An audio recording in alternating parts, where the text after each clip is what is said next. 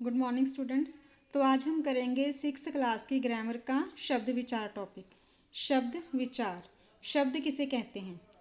वर्णों के सार्थक समूह को शब्द कहते हैं।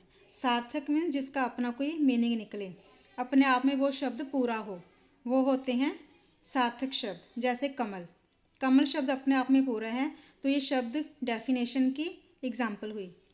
शब्दों का वर्गीकरण। वर्गीकरण होता है इसके भेद।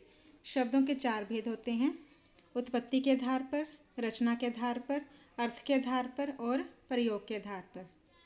उत्पत्ति के आधार पर। उत्पत्ति के आधार पर आगे फिर शब्दों के 4 भेद हैं: तत्सम, तद्भव, देशज और विदेशी। तत्सम शब्द। तत्सम शब्द वो शब्द होते हैं जो संस्कृत भाषा से आए होते हैं और हम उन शब्दों को वैसे ही हम हिंदी में प्रयोग करते हैं, जैसे द्वितीय, पुत्री, स्वपन। तद्भव शब्द।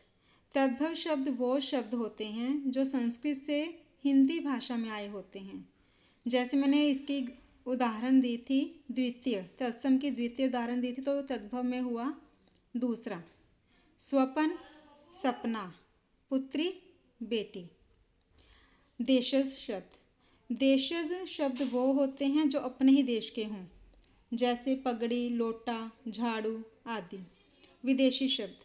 विदेशी शब्द वो होते हैं जो दूसरी देशों से हम हिंदी में प्रयोग करते हैं, वो हिंदी भाषा में आ गए हैं और हमको वैसे ही हम हिंदी में प्रयोग कर रहे हैं, जैसे कि मास्टर, स्कूल, स्टेशन, चीनी, फ़ायदा, रुई आदि। रचना के आधार पर। रचना के आधार पर आगे फिर 3 भेद हैं, जैसे रूढ़, यौगिक और योग रूढ़। रूढ़ शब्द।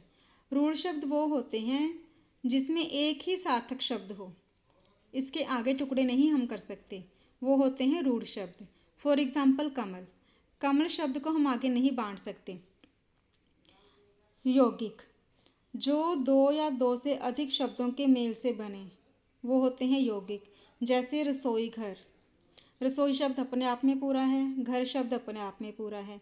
अगर इन दोनों को जोड़ के एक शब्द बनाए तो रसोई घर बन गया, तो वो हुआ यौगिक शब्द। योग रूढ़, ये अपना मूल अर्थ छोड़कर अन्य अर्थ में रूढ़ हो जाते हैं, मीन्स अन्य अर्थ में प्रयोग किए जाते हैं, वो होते हैं योग रूढ़। जैसे जलज। जलज, इसका मीनिंग है जल में उत्पन्न होने वाला। जल में उत्पन्न होने वाला मीन्स कमल का फूल, ये हुआ योग रूढ़। आगे है अर्थ के आधार पर। अर्थ के आधार पर फिर शब्द के 4 भेद हैं: एकार्थी, अनेकार्थी, पर्यायवाची और विपरीतार्थी। एकार्थी शब्द, ये ऐसे शब्द होते हैं जिनका एक निश्चित अर्थ होता है, जैसे महल, मेज, मीन्स एक शब्द के एक अर्थ के अलावा से दूसरा अर्थ ना निकले। अनेकार्थी शब्द, कुछ शब्द ऐसे होते हैं जिनके एक से अधिक अर्थ होते हैं, उन्हें बोलते हैं हम अनेकार्थी शब्द। जैसे कल है, कल मशीन को भी कहते हैं, आने वाले या बीते हुए कल को भी हम कल कहते हैं। कनक है, कनक गेहूँ भी हुआ और सोना भी हुआ। पर्यायवाची शब्द।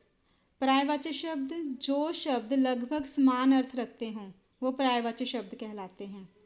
जैसे फूल, फूल, पुष्प, कुसुम, सुमन, इन तीनों का मीनिंग फूल ही है।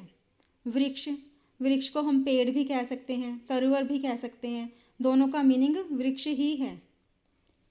विपरीतार्थी शब्द। विपरीतार्थी शब्द वो होते हैं जो उल्टा अर्थ रखते हैं, जैसे सत्य, असत्य, सफ़ेद, काला, पाप, पुण्य, सुंदर, कुरूप, ये हुए विपरीतार्थक शब्द। अब है प्रयोग के आधार पर।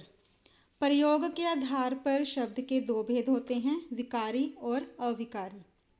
विकारी शब्द में संज्ञा, सर्वनाम, विशेषण, क्रिया, ये 4 भेद आते हैं, और अविकारी में क्रिया विशेषण, समुच्चय बोधक, विस्मयादि बोधक, निपात, ये 4 भेद आते हैं। धन्यवाद।